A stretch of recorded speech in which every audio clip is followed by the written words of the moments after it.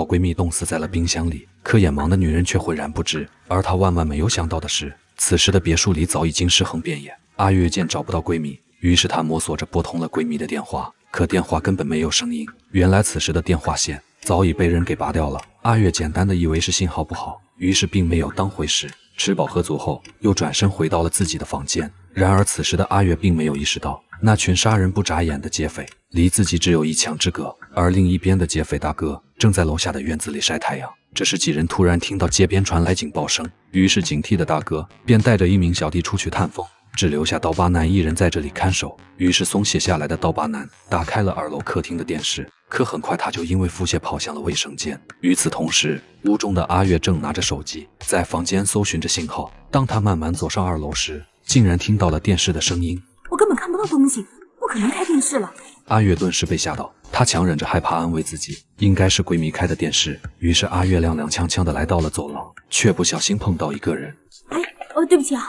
可想要转身而走的阿月却突然反应了过来，她伸手摸索着面前人的脸，而正在逐步恢复的视力也映射出了尸体的模样。阿月见状顿时被吓得跌倒在地，身上的手机也随之掉进了床底。拉到一半的刀疤男听到声响后，赶忙来到了2楼，却只在角落里看到了那具被他们杀掉的探员尸体。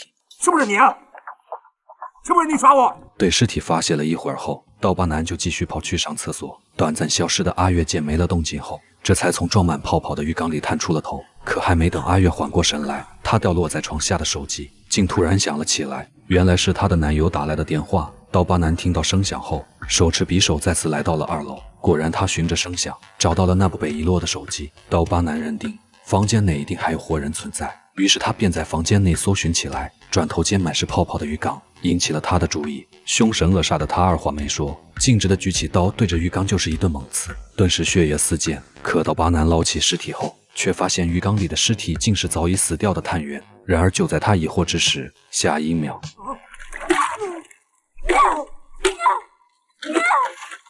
阿月将刀疤男撞晕后，他慌忙的来到窗子旁，准备找根绳子将其捆绑起来。不料阿月一回头，竟发现刀疤男已经爬起，晃晃悠悠的朝着自己走来。2人的视力都有问题，一个想要绑人，一个想要杀人，就这样2人总是会错过对方。就在刀疤男终于抓住阿月，并且想要给他最后一击时，却不小心被地上的尸体绊倒，最终死在了自己手里。而幸存的阿月在此刻也恢复了一半的视力，迷离间他终于看到了别墅中惨死的尸体。可就在阿月惊慌之时，刀疤男的手机突然响了起来，原来是被大哥带走的小弟，怀疑大哥要干掉自己，所以联系刀疤男，想要伙同他一起解决掉大哥司机均分那笔赃款。就这样，阿月这才得知刚刚死掉的刀疤男还有2名同伙，而另一边挂断电话的小弟很快就因分赃问题和大哥产生了争吵。大哥一气之下毫不留情的就将小弟射杀了。而得知了真相的阿月想要趁着其他劫匪不在之际赶紧逃离这栋别墅，可他跌跌撞撞的跑到院中后，才发现大门早已被铁链牢牢的锁住了。